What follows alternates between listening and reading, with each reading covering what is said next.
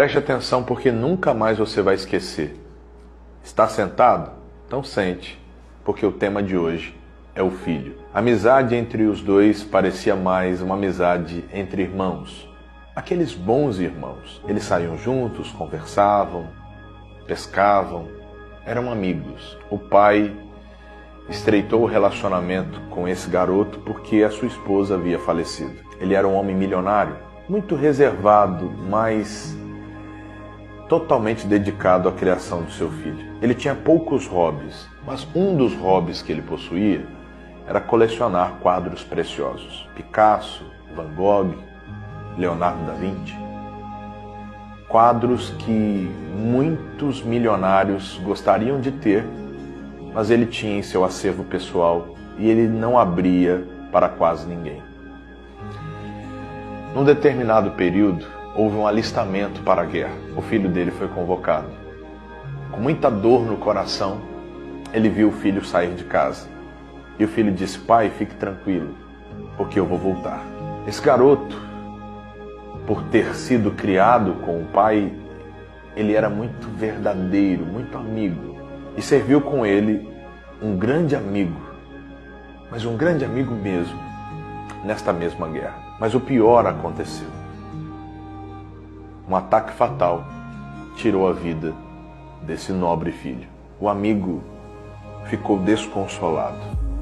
A notícia chegou ao pai e esse amigo ficou responsável de levar o que sobrou do fardamento para o pai, que estava inconsolável.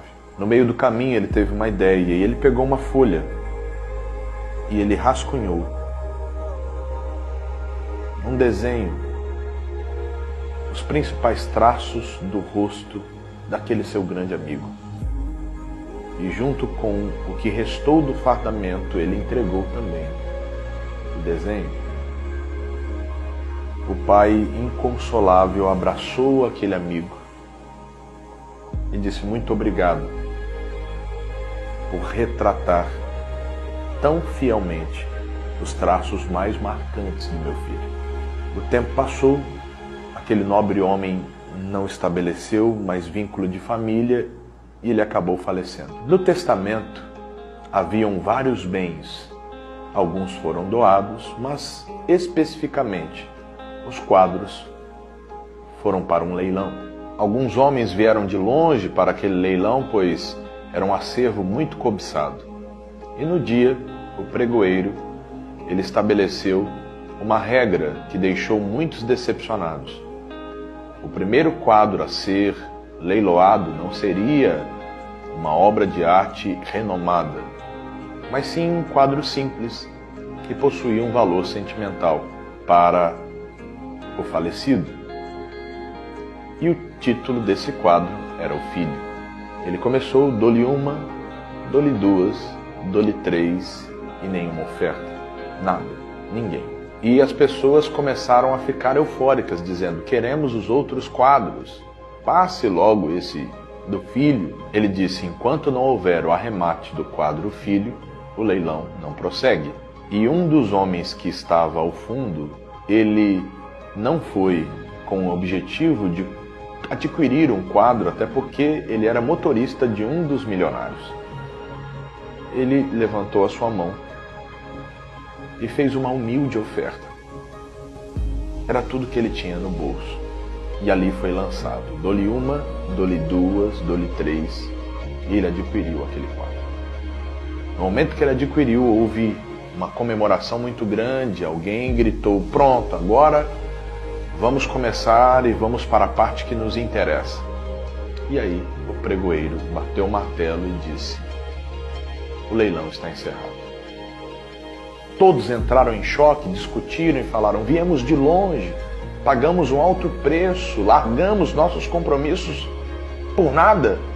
Como assim?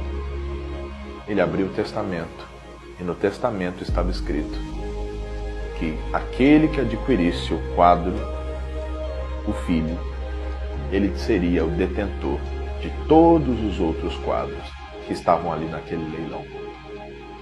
Aquele humilde homem adquiriu o filho e ele adquiriu tudo. No Evangelho segundo João, no capítulo de número 3, no versículo 35, diz assim: O Pai ama o Filho e todas as coisas entregou nas suas mãos. Aquele que crê no Filho tem a vida eterna, mas aquele que não crê no Filho não verá a vida, mas a ira de Deus sobre ele permanece. Quem tem o Filho tem tudo. Talvez você ainda vive numa falsa ilusão de que as coisas materiais, elas podem suprir aquilo que é essencial. A grande verdade é que todos que estavam ali queriam apenas saciar o seu ego com uma tela em sua parede. Mas aquele humilde homem foi o mais sensível. E ele sabia, lá dentro do seu coração, que aquele quadro era o mais valioso, porque não era o quanto ele valia, mas sim o que ele representava. Falando sobre a fé, quando você abre o coração para receber o Filho, você também recebe todas as bênçãos concernentes ao reino dos céus. Que Deus te abençoe e que hoje você receba o Filho como teu Salvador.